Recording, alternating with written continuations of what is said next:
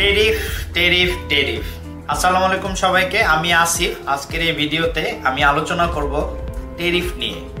আসলে ট্রাম্প মহোদয় সারা পৃথিবীর বিভিন্ন দেশের উপরে একটি নির্দিষ্ট শতাংশ হারে টেরিফ নির্ধারণ করে দিছে। সেই হিসেবে বাংলাদেশের উপরে এই টেরিফের পার্সেন্টেজটা হচ্ছে 20%। এর যদি বলি টেরিফ জিনিসটা কি, আসলে এটাকে সহজ ভাষায় যদি বলতে চাই তাহলে ধরেন বাংলাদেশ থেকে যদি আমি একটা প্রোডাক্ট অথবা ধরেন একটা টি শার্ট আমি যদি ইউএস এর মার্কেটে সেল করতে যাই তাহলে আমেরিকাকে আমাকে 20 টাকা শুল্ক বাবদ দিয়ে আসতে হবে। এটাই হচ্ছে মূলত টেরিফ। তো এখন এই টেরিফটা কি এমনি এমনি চলে আসলো? হঠাৎ করে ট্রাম্প কি টেরিফটা চাপায় দিল? বিষয়টা কিন্তু একটা ভাবার বিষয় যে না, এটা তো হঠাৎ হঠাৎ একটা জিনিস নিয়ে আসার কথা না। এখন আমেরিকার আজকের যে অবস্থান, এই অবস্থানটাকে নিয়ে যদি আমরা একটু গবেষণা করি তাহলে আমরা দেখতে পারবো যে দুইটা পলিসি আমেরিকাকে আজকের এই অবস্থানে তাদের যে ইকোনমিটা এত স্ট্রং হওয়ার পিছনে গুরুত্বপূর্ণ ভূমিকা পালন করে। নাম্বার ওয়ান হচ্ছে উডস পলিসি, যেটা হচ্ছে 1944 সালে তৎকালীন আমেরিকান যে সরকার ছিল তারা এটা বাস্তবায়ন করে এবং এই পলিসিতে বলা হয় যে সারা পৃথিবী থেকে যে দেশগুলো আছে তারা তাদের স্বর্ণ আমেরিকার কাছে জমা রাখবে এবং তার বিনিময়ে আমেরিকা তাদেরকে ডলার দিবে। তো এই নির্ধারণটা করা হয় হচ্ছে প্রতি আউন্স সোনা $35 তারা দিবে অ্যাকচুয়ালি। এবং তারা তখন বলে দেয় যে তোমরা যে স্বর্ণটা রাখতেছো আমাদের এখানে, তোমরা যদি এই পরিমাণ আবার ডলারটা নিয়ে আসো, আমরা তোমাদের যে স্বর্ণ আছে সেটা তোমাদেরকে ফেরত দিয়ে দেওয়া হবে। তো পরবর্তীতে যেই বলা সেই কাজ, সারা পৃথিবী থেকে স্বর্ণ নিয়ে আসতে শুরু করে দেশগুলো এবং তারা ডলার পায় ওই স্বর্ণের এগেনস্টে। এখন পরবর্তীতে 1971 সালে রিচার্ড নিক্সন আমেরিকার প্রেসিডেন্ট হওয়ার পরে তখন সে বললো না ভাই, যা হয়েছে তোমরা স্বর্ণ দিছো আমাদের ডলারের বিনিময়ে, আমি আর তোমাদের এই স্বর্ণমূল্য ফেরত দিতে পারবো না, তোমরা তোমাদের ওই গোল্ডের কথা ভুলে যাও।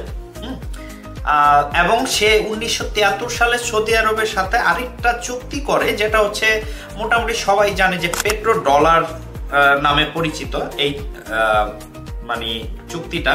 তো এই চুক্তিতে কি বলা হয় যে সৌদি আরবের সাথে যে পেট্রো ডলারের চুক্তিটা, যে তোমাদের এখান থেকে কেউ যদি তেল কিনে তাহলে তাকে ডলারের এগেনস্টে তেল কিনতে হবে। তার মানে দেখেন, একটা দেশের নেতা যদি সঠিক পথে দেশটাকে পরিচালিত করে তাহলে সেটাকে কই নিয়ে যাওয়া সম্ভব। এর ফলে কি হইলো, এর ফলে আপনার আমেরিকান যে কারেন্সি ডলার সেটা মানে ওয়ার্ল্ড ওয়াইড একটা কারেন্সি হিসেবে আবির্ভূত হইল। এবং এই আজকে যে ডলারের এই দাপট, এটার পেছনে আসলে পেট্রো ডলার যে পলিসিটা এইটাই গুরুত্বপূর্ণ ভূমিকা পালন করতেছে। এখন ট্রাম্প মহোদয়ের এই যে টেরিফ, এই পলিসিটা কি পারবে যে পরবর্তী বিশ্ব বাজারের যে মোড়লগিরি এটা আমেরিকার হাতে রাখতে? সেটাই আসলে অ্যাকচুয়ালি সময় বলে দিবে।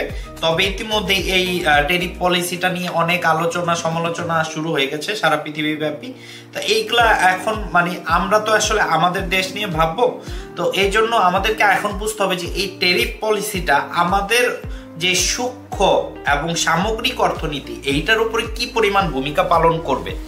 তাহলে সেইটা বোঝার জন্য আগে আমাদের দেখতে হবে যে আমাদের যে প্রতিবেশী দেশগুলো আছে এই প্রতিবেশী দেশের উপরে কি পরিমাণ টেরিফ আমেরিকা ধার্য করেছে। তো মোটামুটি আমেরিকার একটা বেসিক টেরিফ পার্সেন্টেজ হচ্ছে 10%, যেটা মোটামুটি দেওয়া হয়েছে যে নেপাল, ভুটান এই সমস্ত যে প্রতিবেশী কান্ট্রিগুলো আছে সেইটার উপরে। এই তালিকায় আছে মালদ্বীপ এবং জাপান, তারপরে হচ্ছে টার্কি, এই দেশগুলোর উপরে 15% টেরিফ ধার্য করা হয়েছে। এবং আমরা যদি আরেকটু দেখি ফিলিপিন, থাইল্যান্ড, তারপরে ইন্দোনেশিয়া, পাকিস্তান, তারপর মালয়েশিয়া, এই কান্ট্রিগুলোর উপরে হচ্ছে 19% টেরিফ। এখন আমাদের সমান যে টেরিফ 20%, এই তালিকায় আছে হচ্ছে শ্রীলঙ্কা, ভিয়েতনাম, বাংলাদেশ এবং সবচেয়ে ইম্পর্টেন্ট যে জিনিস সেটা হচ্ছে চায়নার উপরে যেটা আপাতত বলা হচ্ছে যে এটা হচ্ছে 30%। এখন এইটা বাড়ার সম্ভাবনা অনেক আছে, সেটা হচ্ছে পরবর্তীতে চায়নার স্টেপ কি হবে এই টেরিফের এগেনস্টে সেটার উপরে হয়তো বা নির্ভর করবে। আসলে ট্রাম্প মহোদয়ের উপর তো বিশ্বাস স্থাপন করাটা খুব টাফ, কারণ তিনি যে কোনো সময় যা ইচ্ছা তাই করে ফেলতে পারেন। তো এই এখন আমাদের খুবই ক্লোজ আরেকটা প্রতিবেশী দেশ, যদিও এই দেশটা এখন গৃহযুদ্ধের মধ্যেই আছে বলা যায়, সেটা হচ্ছে মায়ানমারের উপরে কিন্তু 40% টেরিফ, মানে এটা খুবই হাই একটা টেরিফ ধার্য করা হয়েছে। আর সবচেয়ে যেটা বাংলাদেশে আলোচিত এবং সমালোচিত, ওই যে my best friend Donald Trump, ভারতের উপর এই টেরিফের শতাংশটা কিন্তু প্রথমে 25% ছিল, এবং যেহেতু তারা রাশিয়া থেকে তেল ক্রয় বন্ধ করতেছে না ট্রাম্পের চাপাচাপি থাকা সত্ত্বেও, তারপর ট্রাম্প আবার এক্সট্রা 25% টেরিফ দিয়েছে ভারতের উপর। এখন তাদের টেরিফের পার্সেন্টেজ হচ্ছে অল টুগেদার 50%। এই যে পলিসিটা আছে, এই পলিসিটা থেকে আমরা আসলে উপকারও পাইতে পারি, সেটা আমাদেরকে আমাদের যে নীতি নির্ধারক আছে বা আমাদের খুঁজে বের করতে হবে আমরা কি কি উপায়ে আমরা এখান থেকে আমরা বেনিফিটেড হয়ে বের হয়ে আসতে পারি। এখন বাংলাদেশকে কিছু নীতি গ্রহণ করতে হবে এই টেরিফ থেকে যদি আমরা উপকৃত হইতে চাই। সেটা কি কি প্রোডাক্টের উপর, দেন এগেন আমরা হচ্ছে চামড়াজাত পণ্যের উপর জিএসপিটা ক্লেম করতে পারি, আমরা কিছু কৃষি পণ্যের উপর জিএসপি ক্লেম করতে পারি, এবং আমরা আমাদের কুটির শিল্প যেটা হচ্ছে এই কুটির শিল্পটাকে কাজে লাগিয়েও আমরা বৈদেশিক মুদ্রা অর্জন করতে পারি ইউএসএ মার্কেট থেকে। আমরা বলতে পারি যে আমাদের কুটির শিল্পের উপরে তোমরা টেরিফটা ধার্য করো না বা জিএসপি সুবিধাটা দাও। এখন আরো একটা জিনিস সবচেয়ে গভীরভাবে বুঝতে হবে, দেখেন এখানে যেসব দেশের উপরে টেরিফটা বেশি এই সব দেশ থেকে আমাদের কিন্তু বেনিফিট নিয়ে আসতে হবে। তাহলে সেক্ষেত্রে আমার মেইন কনসার্ন হচ্ছে চায়না, মায়ানমার এবং হচ্ছে ভারত। কারণ চায়নার উপর 30%, মায়ানমারে 40%, আর হচ্ছে ভারতের বর্তমানে 50% টেরিফ রয়েছে। তাহলে সেক্ষেত্রে আমাকে এটা বোঝার জন্য আমাদের আগে বুঝতে হবে আমাদের ভৌগোলিক অবস্থান। কেন ভৌগোলিক অবস্থানটা বুঝতে হবে, দেখেন আমাদের 3 পাশে সারাউন্ডেড বাই ইন্ডিয়া, এবং উপরে আছে হচ্ছে আপনার নেপাল এবং ভুটান, এবং এই সাইডে আছে মায়ানমার, এবং পরবর্তীতে বে অফ বেঙ্গল, এবং তার কিছু দূরে আছে আমাদের শ্রীলঙ্কা। এইটা নিয়েই তো আমাদের হচ্ছে যে নেইবারিং কান্ট্রি যে রিজিয়ন সেটা হচ্ছে এইভাবেই আমরা সারাউন্ডেড এই কান্ট্রিগুলো দিয়ে। আরেকটা বিষয় হচ্ছে তার একটু পরে হচ্ছে উপরের দিকে ভুটান এবং নেপালের পরেই কিন্তু চীন। তো এই জিনিসটা বুঝতে হলে আমাদের এখান দেখতে হবে যে নেপাল আর ভুটান হচ্ছে একটা ল্যান্ডলক কান্ট্রি, যেখান থেকে আপনার এয়ারের মাধ্যমে যদি আপনার এক্সপোর্ট করতে চায় তাহলে এটা হচ্ছে যে সামুদ্রিক পথের থেকে অলমোস্ট হচ্ছে আপনার 4 গুণ বেশি খরচ হবে। তাহলে সেক্ষেত্রে আমাদের কিন্তু এই সুবিধাটা আছে যে আমাদের সমুদ্র বন্দর যেমন হচ্ছে চট্টগ্রাম, মংলা, পায়রা সমুদ্র বন্দর আছে। আরেকটা বিষয় হচ্ছে দেখেন মায়ানমার থেকে আমরা কিছু বেনিফিট পাইতে পারি, সেটা মায়ানমার থেকে আমরা কিভাবে বেনিফিট নিব এটাও একটা বিস্তর আলোচনার বিষয়, আমি ওইদিকে আর যাচ্ছি না। আপাতত আমরা যে ভারত এবং চীন, এই ভারত এবং চীনকে কিভাবে আমরা কাজে লাগাবো সেটা আমাদের বুঝতে হবে। চীনকে আমরা কাজে লাগাতে পারি যে চীনকে আমরা বলতে পারি যে ভাই তোমরা আমাদের দেশে আসো, আমাদের এইখানে আমি তোমাদেরকে লজিস্টিক সাপোর্ট দিচ্ছি, আমাদের শ্রমিক অল্প খরচে দিচ্ছি, তোমরা ইনভেস্ট করো, এখানে আমি কিছু ইন্ডাস্ট্রি করতে চাই, তোমাকে কিছু ইকোনমিক্যাল জোন দিতে চাই, তুমি আমার মাধ্যমে ইউএস এর সাথে বিজনেস করো। এইভাবে আমরা কিন্তু চায়নার থেকে বেনিফিটেড হইতে পারি। আর দ্বিতীয়ত আরেকটা জিনিস যেটা হইতে পারে সেটা হচ্ছে দেখেন আমাদের প্রফেসর ডক্টর মোহাম্মদ ইউনূস, তাকে আপনি পছন্দ করেন বা না করেন সেটা একটা ডিফারেন্ট আলোচনা, কিন্তু তার জ্ঞান নিয়ে তার নলেজ নিয়ে কিন্তু সারা পৃথিবীর কোনো মানুষের মধ্যে কোনো সন্দেহ নাই। হ্যাঁ, তো সেই ক্ষেত্রে সে একটা কথা বলতেছে যে ইন্ডিয়ার মানচিত্র আঁকতে হলে বাংলাদেশের মানচিত্র আঁকতে হবে। আপনি বাংলাদেশের মানচিত্র না এঁকে ইন্ডিয়ার মানচিত্র আঁকতে পারবেন না। তার মানে হচ্ছে ইন্ডিয়াকে যদি আপনার পরবর্তী সুপার পাওয়ার হইতে হয়, ওয়ার্ল্ডে নিজেদের একটা শক্ত অবস্থান করতে হয়, তবে বাংলাদেশকে সাথে নিয়ে তাদের করতে হবে।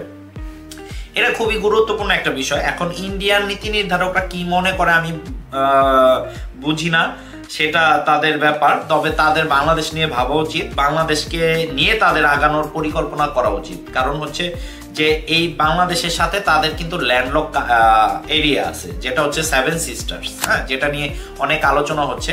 এই সেভেন সিস্টার্সের সাথে কোনো সামুদ্রিক যোগাযোগ নাই। তো সেক্ষেত্রে আমাদের একটা কম্পিটিটর আছে ভিয়েতনাম। তাহলে চায়নার সাথে ভিয়েতনামের একটা কানেক্টিভিটি আছে এবং শ্রীলঙ্কার সাথে ইন্ডিয়ার একটা কানেক্টিভিটি আছে। তাহলে কেন চায়না ভিয়েতনামের মাধ্যমে বিজনেস করবে না এবং ইন্ডিয়া কেন শ্রীলঙ্কার মাধ্যমে বিজনেস করবে না? হ্যাঁ, তো সেক্ষেত্রে বুঝতে হলে আপনাকে জিও পলিটিক্সটাও বুঝতে হবে। ভিয়েতনামে কিন্তু স্টিল হচ্ছে যে শ্রম বাজারটা সেটা বাংলাদেশের মতো চিপ না, এবং বাংলাদেশে কিন্তু যে আরএনজি সেক্টরে আপনার দক্ষ কারিগর আছে অলমোস্ট 4 মিলিয়নের মতো দক্ষ, এবং আরো কিছু আধা প্রশিক্ষিত কারিগর আছে যারা প্রতিনিয়ত ইন্টারন্যাশনাল আন্তর্জাতিক মানের পণ্য তৈরি করতেছে। এখন এই শ্রম বাজারটাকে চায়না কাজে লাগাইতে পারে। এই কারণে হচ্ছে ভিয়েতনাম থেকে যদি আমরা তাদেরকে লজিস্টিক সাপোর্ট দিতে পারি, এবং আমাদের কিন্তু সমুদ্র বন্দরও আছে, তা সেক্ষেত্রে এই সুবিধাটা চায়না গ্রহণ করে আমাদের মাধ্যমে বিজনেস করতে পারে। এবং এইখানে আরো একটা বিষয় হচ্ছে জিও পলিটিক্যাল কনসার্ন। হ্যাঁ, জিও পলিটিক্যাল কনসার্ন কেন? কারণ হচ্ছে চায়না অলওয়েজই চায় হচ্ছে যে ইন্ডিয়া যেন বাংলাদেশে এককভাবে আধিপত্য বিস্তার না করে। তো সেক্ষেত্রে তারা বাংলাদেশকে সবসময় সহযোগিতা করতে চায় বা তাদের সহযোগিতার হাত বাড়ায় দেয়। তো এই সেম বিষয়টা আমি যদি ইন্ডিয়ার ক্ষেত্রে ধরি, ইন্ডিয়ার সাথে শ্রীলঙ্কার একটা খুব ভালো কানেক্টিভিটি আছে, এবং শ্রীলঙ্কান পোর্ট কিন্তু আমাদের থেকে অনেক উন্নত, এবং আমরা হচ্ছে ওয়ার্ল্ড র্যাঙ্কিং এ অনেক পিছানো শ্রীলঙ্কার কাছ থেকে। তো দেন এগেন সেম, আপনি ইন্ডিয়াও আপনার হচ্ছে আমাদের মাধ্যমে বাণিজ্য করবে, কারণ আমরা হচ্ছে আপনার শ্রীলঙ্কার থেকে হচ্ছে মোটামুটি এক্সপিরিয়েন্সড, এবং আমাদের আন্তর্জাতিক পণ্য তৈরির একটা দক্ষতা আছে, এবং আমাদের শ্রম বাজারটাও কিন্তু অনেক চিপ। তো সেক্ষেত্রে ইন্ডিয়ার সাথে আমাদের বাণিজ্যটা খুব ওতপ্রোতভাবে জড়িত হইতে পারি আমরা, এবং তাদের সাথে একটা সুসম্পর্ক অবশ্যই রাখতে হবে। আমি মনে করি না প্রতিবেশীর সাথে আপনার কোনো প্রকার খারাপ সম্পর্ক থাকুক, কারণ হচ্ছে আপনাকে প্রতিবেশীকে অলওয়েজ সম্মান করতে হবে। আবার প্রতিবেশীকে কাছ থেকে সম্মান পাইতে হলে প্রতিবেশীকে বোঝাইতে হবে, দেখো তুমি যা ইচ্ছা তা চাইলে আমার সাথে করতে পারবে না, কারণ আমারও একজন ওই যে মন্ত্রী বন্ধু আছে। কিরকম? আমার মন্ত্রী বন্ধু হচ্ছে চায়না। বিষয়টা যেটা হচ্ছে যে যুক্তরাষ্ট্রের এই নীতি, যে ট্যারিফ নীতিটা, এইটা মোকাবেলায় আমরা কি দক্ষিণ এশিয়ায় কোনো একজোট করতে পারি না, যে আমাদের বাণিজ্যিক একটা জোট থাকবে এই সাউথ এশিয়ার মধ্যে? হ্যাঁ, সেই জিনিসটা আমরা করতে পারি, কিন্তু এখানে আসলে ভারতের একটা গুরুত্বপূর্ণ ভূমিকা রাখতে হবে। আমি বুঝতে পারি না কেন তারা এই জিনিসটা গাফলতি করে এবং তারা আবার সুপার পাওয়ারও হইতে চায়। তো সেক্ষেত্রে আমাদের একটা সংস্থা ছিল সার্ক, এবং সার্কের মাধ্যমে আমাদের একটা সাফটা চুক্তি ছিল, যেটা হচ্ছে south Asia free trade area. হ্যাঁ, এই সাফটা চুক্তির মাধ্যমে আমাদের ইন্টারনাল একটা বাণিজ্যিক ব্যবস্থা তৈরি করতে হবে, যেটা হচ্ছে আমাদের প্রোডাক্টগুলো এই এরিয়ার মধ্যে আমাদের একটা মানি ফ্লো হইতে পারে। হ্যাঁ, কিরকম? যেটা হচ্ছে আমরা একই মুদ্রায়ও আমরা বাণিজ্য করতে পারি, কিন্তু আমাদের আসলে প্রচুর বাণিজ্য করতে হবে আমাদের এই রিজিয়নটাতে, যাতে যে কোনো একটা এক্সট্রিম ক্রাইসিস সিচুয়েশনে আমরা ভেঙে না পড়ি। আমাদের মধ্যে একটা ইন্টারনাল বাণিজ্যিক সম্পর্কের মাধ্যমে আমাদের মধ্যে মানি ফ্লোটা জেনারেট হইতে পারে। তো সেক্ষেত্রে ভারতকে এই ক্ষেত্রে আগায় আসতে হবে। দেন এগেন বাংলাদেশকেও ভারতের সাথে এবং তার প্রতিবেশী দেশগুলোর সাথে সম্পর্ক বিল্ড আপ করতে হবে। এবং আসলে ভারতের এখানে যে কনসার্নটা তারা বলে সেটা হচ্ছে পাকিস্তান।